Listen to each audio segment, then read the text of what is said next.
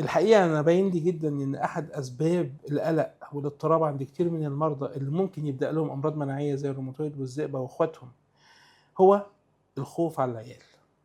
أنا عملت كذا فيديو قبل كده عن الخوف على العيال، بس النهارده هنبُص من وجهة نظر تانية خالص، وجهة نظر نسيان نعمة العيال أصلًا. النهارده هنتكلم على الروماتيزم والعيال وسنينها.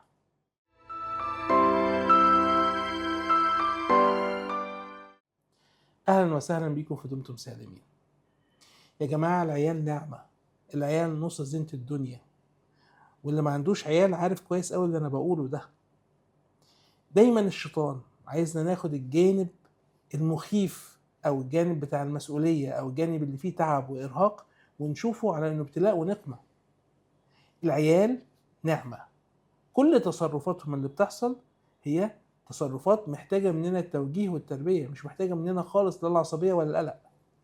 النقطة التانية، انت بتربي، انما ضمانة صلاح عيالك مش في ايدك، ضمانة نجاح عيالك مش في ايدك.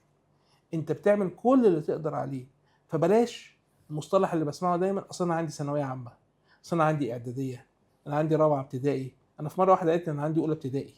فبالتالي القلق المستمر على العيال ونجاحهم ده، وان كل حاجه في ايديك وانك مسيطر عليها، ده مش صحيح خالص. انت عليك تعمل اللي عليك.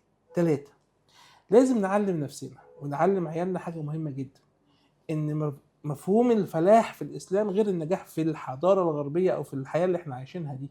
النجاح ده انك تنجح وتعدي درجات وترتقي في السلم الوظيفي او ترتقي في السلم التعليمي، لكن الفلاح في الاسلام معتمد على سعيك، مجهودك هو اللي انت بتاخد عليه الثواب، وبالتالي عليك تعمل اللي عليك، والنتيجة دي مش بتاعتك خالص. ربنا يحاسبك لو انت ما عملتش اللي عليك، لكن لو عملت اللي عليك ممكن جدا يكون جزائك عند الله سبحانه وتعالى، مش في الدنيا بتاعتنا.